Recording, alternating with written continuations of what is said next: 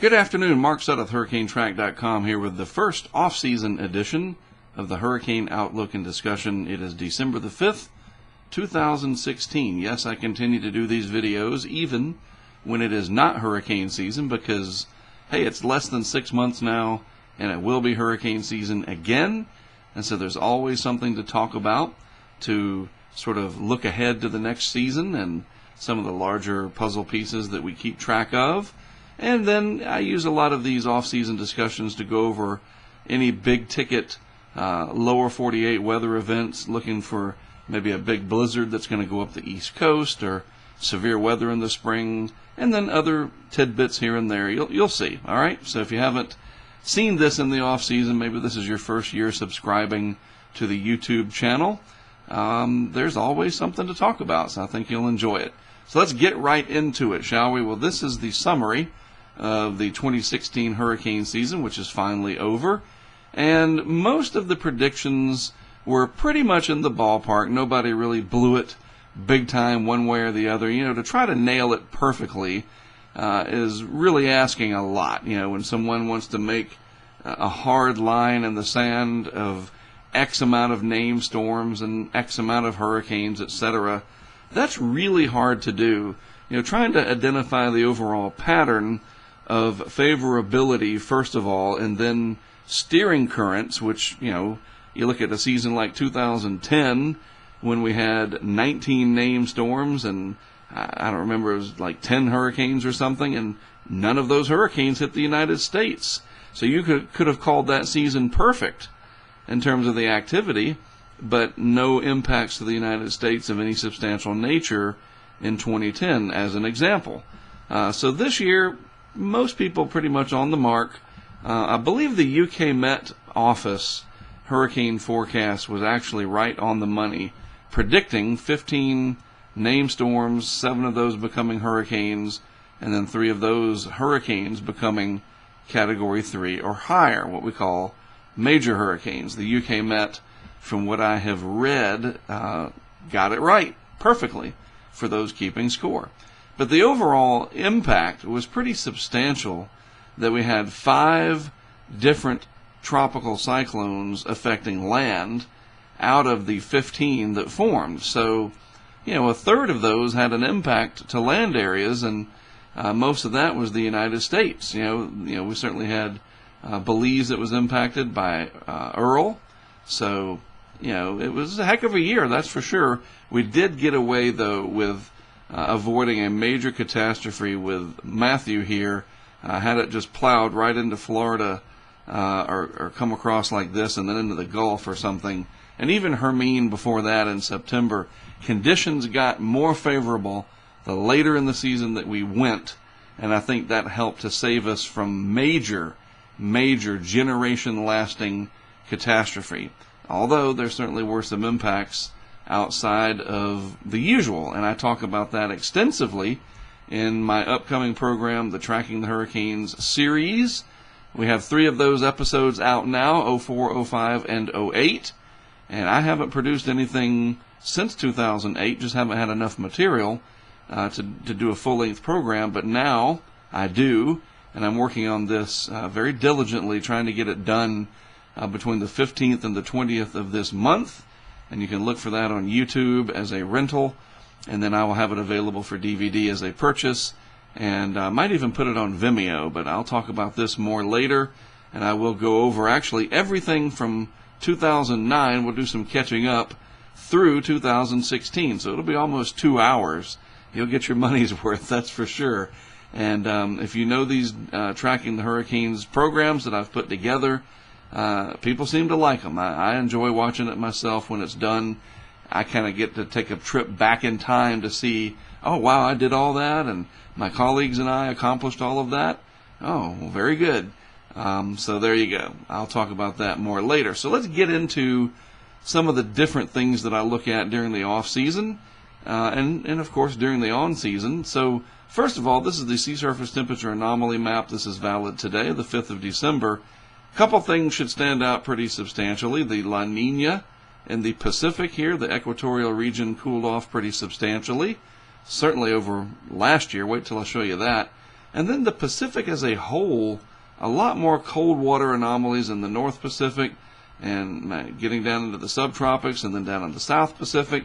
So the Pacific Ocean seems to be cooling off compared to where it was last year. And again, make sure you're sitting down, because when I show you the next graphic going back 1 year, it is astounding, the difference.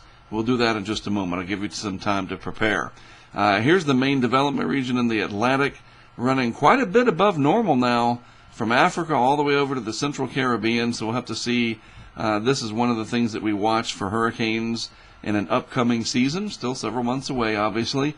But boy, look at the Northwest Atlantic up here, substantially above the long-term average by several degrees Celsius, which translates into several degrees Fahrenheit, of course. And then the Western Atlantic kind of cooled off a little bit in here for some reason.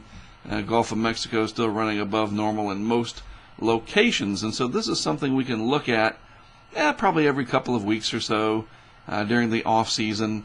And I will say this very warm water in the Northwest Atlantic could make for an interesting coastal storm season if we get the energy coming from the atmosphere, the jet stream involved.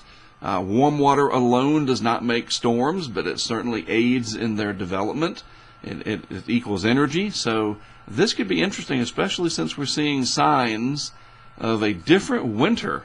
If you remember last December, on the day after Christmas, I went out on a boat into the Atlantic here, and it was like 68 degrees over the water, a little cooler over the water, and about 73 on land or something like that. Not going to happen this year, I don't think. It's a different kind of a setup. So let's take a look at what it was like last year. You ready for this? I warned you a minute ago. Here's 1 year ago. Come on. Look at the changes in the Pacific here, and this has stayed rather cool all along. So let me go back to look at that. That's incredible. This year versus last year, that El Nino in the Pacific, wow, what a driver of weather that was over the past year. And you go and look at where we are now and how the Atlantic has evolved. A lot of this area that was right at or slightly below normal has filled into fairly above normal temperatures. So we will watch this particular chart here. I use the NOAA-NESDIS sea surface temperature anomaly map. It seems to be reliable enough. There are different versions of anomaly maps based on different periods of climatology, a lot of different methodologies. I stick with one, and I don't change in midstream to fit any kind of agenda. I've been using this for years, and I like it. So we'll take a look at this over the coming months. Now, what about actual sea surface temperatures? Well, it's December 5th. In the Gulf of Mexico, the 80-degree line, roughly 26 Celsius, is right here.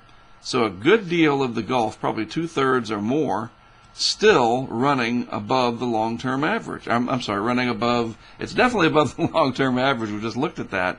But it's also, hey, you could go swimming in this. Not quite up here along the shelf water, certainly, but, down here off the dry Tortugas, western Cuba, Isle of Youth, all around here, Cozumel, Cancun, and the Bay of Campeche, very, very warm. And that's going to lead to some interesting coastal storms as well. A lot of these storms get their genesis over here in the Northwest Gulf, where they will pull in ample moisture and energy.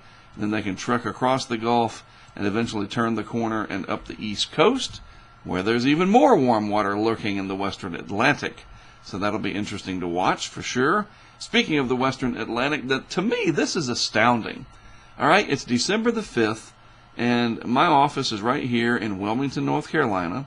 All right, so here's Cape Hatteras area, the Outer Banks of North Carolina. Here's Charleston down here. And look, the 26-degree isotherm Celsius is still not that far offshore in the Gulf Stream here. There's a little island right there of warmth. That's basically 80 degrees Fahrenheit. All right, and then way up here, there's 25 Celsius, 23, 24, 25. The Gulf Stream, that's just ridiculous. So, it's going to be in the 20s and 30s in the next several days across eastern North Carolina. So you can get in your boat and sail out to the Gulf Stream there, not 50 miles offshore, and the water temperature will be Let's say if it's 25 outside and it's 80 in the water, you do the math. That is incredible. That contrast. It's going to make for some interesting cloud photographs when you get that cold air moving over the very warm water of the Gulf Stream. So this too we'll keep an eye on over the next several months. Obviously these temperatures will cool, and but how much? Well, we'll have to wait and see, and that'll be a big part of next year's hurricane season as well. But I think one of the largest drivers, and most of us who follow this stuff know this already, is the state of the ENSO, the El Nino Southern Oscillation. Fancy way of saying, will there be an El Nino, which typically suppresses Atlantic hurricane activity, or will it be neutral, right here, the green, or will we be in a La Nina, or colder than normal pattern, which is where we are now? It's a weak La Nina, but La Nina nonetheless. Well, this is the probabilistic model-based, all the different models kind of thrown together into a nice little neat chart. And we look through the winter, and the La Nina gradually subsides here, and then as we get into spring of next year, the probability of El Nino starts to go up a little bit, to just a little bit more than 30% by the time we get to July, August, and September, the beginning of the meat of next year's hurricane season. So, however, this is a long way out. We've seen the models bust big time on their ENSO prediction. We usually don't have an El Nino every other year. All right, so I think the more likely scenario is that this green kind of holds on, and we have maybe a warm, neutral pattern going into next year. It's just hard to have two El Ninos fairly close together like that with a weak La Nina in between, especially when the Pacific as a whole seems to be cooling. Now, we'll see. Maybe things are changing, but I have my doubts. But this is a different way to look at it, the different model plots over the next several months, and you can kind of look at the different consensus models here. Generally speaking, the overall angle is up. That sea surface temperature anomalies in the equatorial Pacific should gradually warm to the positive side, perhaps, as we get into next year. Some of the models a little bit more aggressive than others. I believe this is the GFDL.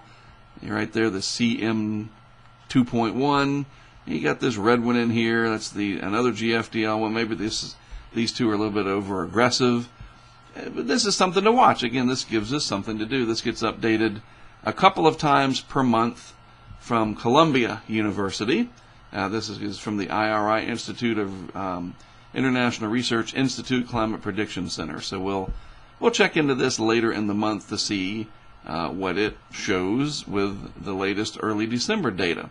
Another way to look at it, the subsurface sort of scan, if you will, of the tropical Pacific. Think of this as a slice, like a brain scan, I guess you could say, where you can see down and through something to get an idea of a cross section. And so this would be the surface of the Pacific Ocean at the top, and this is several hundred meters below at the bottom. And then you have the eastern Pacific here on the right side, and the western Pacific over here on the left side. And this is our La Nina right here. This is the cold anomaly. Again, you're looking down through the ocean like a slice, like I said. And then over here in the western Pacific, some warm anomalies starting to show up in the subsurface. So we'll have to see, will there be a mechanism, a change in the trade winds to get this to kind of move eastward and eventually upwell over time. It's very complicated. It's related to what we call the Southern Oscillation Index. But basically, to make it simple, let's just watch this chart over the next several months and see how it evolves, because this tells the future. Usually what you have over here tries to end up over here unless there are strong trade winds at the surface keeping things progressive. So if these trade winds start to weaken, we'll see a lot more of this to conglomerate and accumulate, and then it'll try to make its way with a westerly wind burst. Remember, the winds will come from the west if the trade winds relax or reverse, and then this can really start to warm up. So we'll watch that. This last updated on the 29th of November. Usually we get a new graphic about every week to 10 days. The other part of the off-season discussion, lower 48 weather, this map showing the watches and warnings for all the U.S. counties, including Alaska and Hawaii. Not very active today. You will see this fill in, especially when we have a big winter storm. Some severe weather potential down in the Gulf Coast region, flooding over here in southwest Louisiana, and then some wintry weather up here in the upper Midwest along the Canadian border area. And then there is a storm system coming into the Pacific Northwest.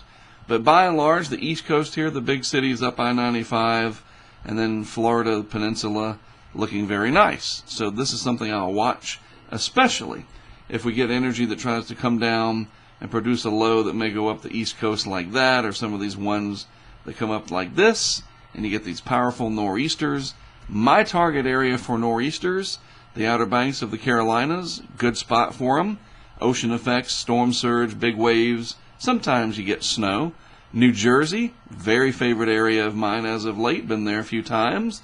That'll be in the new DVD that I'm working on, the Tracking the Hurricanes program, and on YouTube, of course. So you'll see.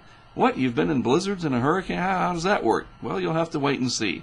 And then, of course, one of my very favorite areas, it's kind of hard to get to. It's a haul, but Cape Cod, eastern New England up here, boy, that is an amazing area for blizzards. If you've never been in one up there, try it sometime. Easy for me to say, right? There is nothing like it. It's like winter's hurricane. It really is. And some of the effects are very similar, and that's why I have an interest in covering them, just kind of keeping, it's like practicing in the off season, and I really don't do the tornado thing out in the Midwest here during the spring. There's just too many people already doing it, and I really don't know what I would do to contribute to the science or whatever. I would just be in the way, so I don't mess with that. So my focus will be East Coast storms during the off season, and then keeping track of what is happening with the tropics. So lastly here, I want to show you the GFS. This is kind of hard to figure out what's what here. This is the North American shot. So here is eastern New England, the Carolinas. There's Florida. Kind of screwed that up, but you get the idea, right? And then over here is the west coast of the United States. There's the Baja. All right, you got your bearings of what's what. So watch. This is the surface map. And what I really want to show you is this giant chunk of Canadian air that is just going to bleed its way down into the United States over the next 10 days. Watch this. This is so neat here. You can actually see how these isobars here just kind of spill like molasses. Look at that. It just kind of oozes down into the United States, coming out of Canada, spreading out. We call that cold air advection. It advects or moves laterally, just oozing into the area. It's just amazing to see the model be able to show that, literally spilling and pouring down into the United States on that northwesterly flow here over the next week to 10 days. There will be a brief reprise. There's one little nor'easter that tries to come up into the Canadian Maritimes. But then there's a little reprieve. High pressure comes and settles over the southeast. A little bit of a warm-up, fairly progressive pattern with storm after storm. But then, towards the end of the period, another huge chunk comes down that's got even more isobars with it, more tightly packed isobars. I want to go to that frame and show you. That's out at day 10. And, that's enough out in time that you say, well, we'll see about that. But this isn't like a hurricane where it may or may not even exist. This is a continental scale size chunk of air. I mean, come on. Surely the model can resolve that fairly well out to 10 days. I mean, the darn thing is the size of the United States practically. And look, it spreads out all the way down into the upper Midwest, 1044 millibar high. And I've seen some rumblings about this on Twitter that this may set some records. So, a week from today, we will have a lot to talk about, won't we? Because if that sucker comes down, there could be a big storm associated with it at some point. You get all that cold air and possibly some jet stream energy. We got to see if the southern branch of the jet stream gets involved. Maybe we start setting the stage for some East Coast storm activity. We'll have to wait and see. It's always a cliffhanger with the weather, isn't it? All right, so there you go. That's the off-season hurricane outlook and discussion for you, the first one. of the 2016 to 2017 off season. The normal, we talk about hurricanes per se pretty much strictly again starting in about mid-May. So once a week I'll do these updates, more often if something big comes along and I need to talk about it. Other than that, this will be a weekly affair. All right? Have a great rest of your Monday. Thanks as always for tuning in. And of course, if you're watching on YouTube and you haven't subscribed yet, go ahead and do so, and you can get alerts for future video updates. And eventually, we'll be able to stream live on YouTube with some of our equipment. I'm waiting for them to enable that on iOS devices within the YouTube app itself. And boy, we can really do a lot with this channel. So I appreciate everybody watching. One way or the other, it's been good to have you. Have a great rest of your week ahead. I'm Mark Sudduth, HurricaneTrack.com. I'll talk to you next week.